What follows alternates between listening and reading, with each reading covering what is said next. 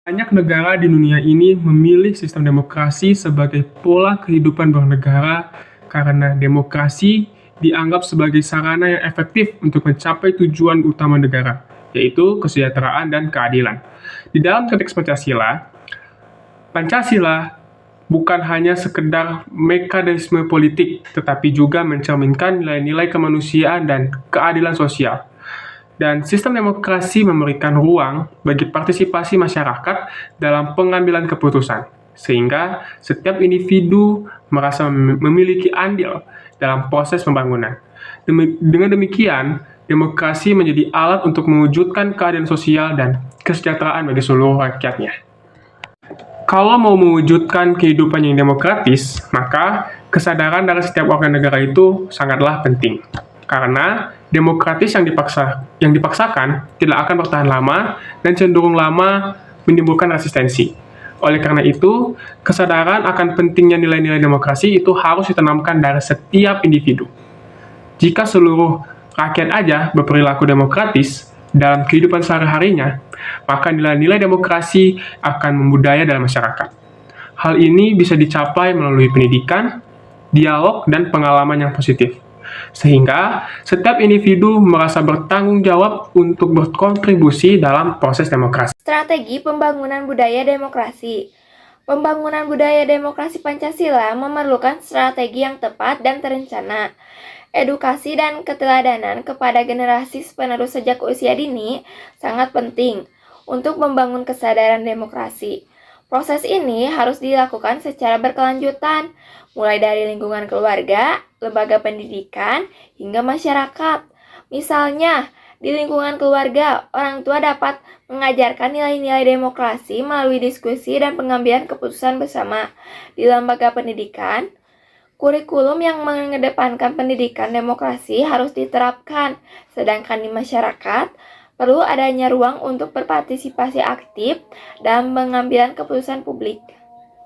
Lingkungan pembangunan budaya demokrasi. Pembangunan budaya demokrasi yang efektif mencakup 3 lingkungan utama, yaitu keluarga, lembaga pendidikan, dan masyarakat. Yang pertama, keluarga.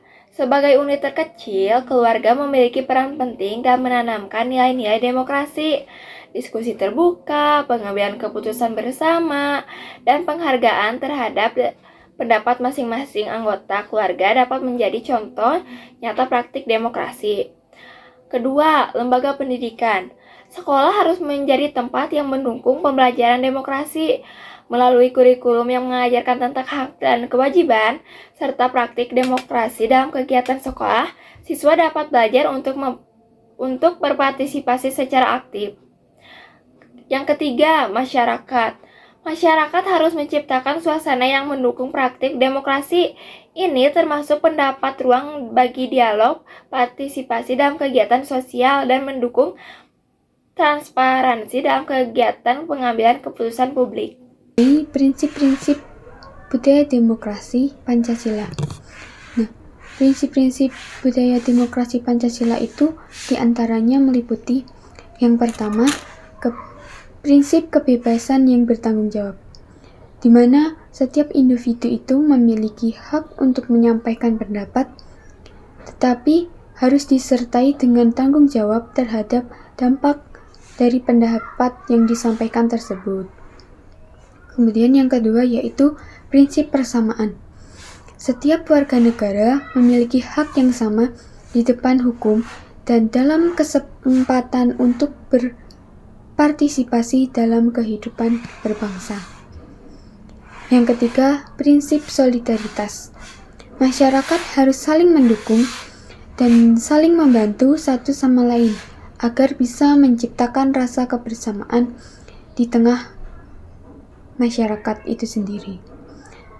Yang keempat yaitu prinsip toleransi. Menghargai perbedaan pendapat, suku, agama, dan budaya sebagai bagian dari kekayaan yang dimiliki oleh bangsa itu sendiri. Yang kelima, prinsip kejujuran. Tentunya dalam setiap interaksi, kejujuran itu harus dijunjung tinggi untuk membangun kepercayaan satu sama lain. Yang keenam, Prinsip menghormati penalaran. Setiap argumen harus didasarkan pada logika dan alasan yang baik agar terbangun solidaritas antar warga yang demokratis. Yang ketujuh, prinsip keadaban. Berperilaku sopan dan menghormati orang lain dalam setiap tindakan yang tercermin melalui tutur bahasa, bahasa tubuh, serta ekspresi wajahnya. 6 itu indikator budaya demokrasi Pancasila. Mengapa pembangunan budaya demokrasi Pancasila itu penting?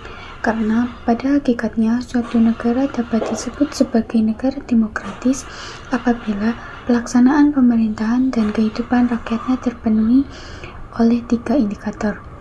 Yang pertama, partisipasi dalam pembuatan keputusan. Dalam sistem pemerintahan yang demokratis, kekuasaan tertinggi berada pada rakyat, sehingga pemerintah harus mencerminkan aspirasi masyarakat. Menurut Suyatno 2008, partisipasi rakyat itu penting dalam proses pengambilan keputusan guna memastikan akuntabilitas dan transparansi pemerintahan. Seperti contohnya kebijakan larangan merokok di tempat umum yang dibuat untuk merespon keresahan masyarakat. Kemudian yang kedua, yaitu persamaan kedudukan di depan hukum. Dalam negara hukum, semua warga negara memiliki kedudukan yang sama tanpa memandang status atau jabatan. Penegakan hukum harus dilakukan secara adil dan tidak memihak dengan memberikan sanksi yang sesuai bagi yang melanggar. Untuk mewujudkan keadilan tersebut, dibutuhkan aparat penegak hukum yang tegas, bijaksana, serta bebas dari intervensi kekuasaan, agar hukum itu benar-benar menjadi perlindungan serta keadilan bagi seluruh rakyat. Yaitu distribusi pendapatan secara adil. Dalam negara demokrasi, keadilan ekonomi diwujudkan melalui distribusi pendapatan yang adil. Pemerintah memiliki tanggung jawab untuk membantu fakir miskin melalui program seperti bantuan langsung tunai dan penciptaan lapangan pekerjaan. Program ini juga dapat didukung dengan pajak yang dibayarkan masyarakat yang kemudian disalurkan kembali kepada masyarakat yang membutuhkan. Kesadaran membayar pajak juga mencerminkan budaya demokrasi dalam menciptakan kesejahteraan bersama.